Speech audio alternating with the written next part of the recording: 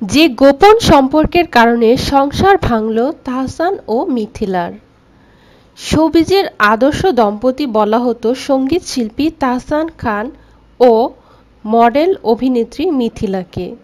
2006 সালের 6ই আগস্ট বিয়ে করেন তারা। তারপর থেকে সুখে শান্তিতেই বসবাস করে আসছিলেন। তাদের সেই সংসারে এক কন্যা সন্তানও রয়েছে, যার নাম আয়রা তাহরিন খান। সব দেখে বলা হতো তারকাদের টুনকো দাম্পত্য জীবনের বিপরীতে তাহসান মিথিলা দারুণ উদাহরণ। কিন্তু মন খারাপের খবর হলো এই সংসারটাও টিকল না। বলা হচ্ছে কী কারণে সংসার ভাঙল তাহসান মিথিলার। আর এই ক্ষেত্রে পাওয়া গেছে চাঞ্চল্যকর এক তথ্য।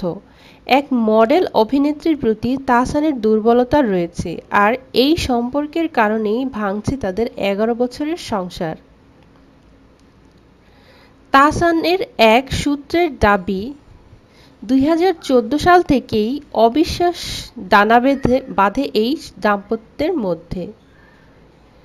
তার কারণ কোনো এক মডেল অভিনেত্রীর প্রতি তাহসানের দুর্বলতা। একটা সময় দুজন মিলে সব অনুষ্ঠান ও নাটক বিজ্ঞাপনে অংশ নিতেন তারা, কিন্তু হঠাৎ করেই তাহসান এড়িয়ে চলতে থাকেন মিথিলাকে। এই নিয়ে প্রায়ই মনোমালিন্য হতো, অবনতি হতে থাকে দাম্পত্যের। একটা পর্যায়ে তাহসান ও মিথিলার গোপন সম্পর্কের নানা তথ্য পান।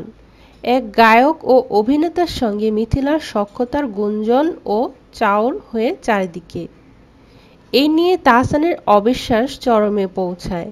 যদিও কারো কাছে এইসব সম্পর্কের কোনো তথ্য প্রমাণ ছিল না, তবু সন্দেহের জের ধরে তাদের মধ্যে মতবিরোধ তৈরি হয় বলেই ধারণা করছেন তাহসান মিথিলার ঘনিষ্ঠজনরা। সেই মতবিরোধের সূত্রে দুজন মিলিয়ে আলাদা থাকার সিদ্ধান্ত নেন।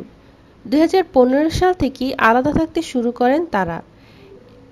এরপর দুজন একসঙ্গে কিছু নাটক, টেলিফিল্মে কাজ করলেও তাদের মধ্যে আন্তরিকতার অভাব পড়ে শুটিং স্পটে।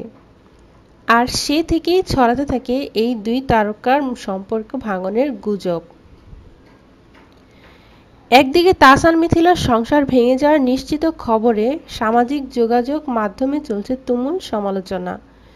কেউ কেউ বিস্ময় প্রকাশ করছেন, কেউ কেউ আবার তাহসান মিথিলা এই দুই পক্ষে বিভক্ত সংসার ভাঙার জন্য দায়ী করে স্ট্যাটাস দিচ্ছেন।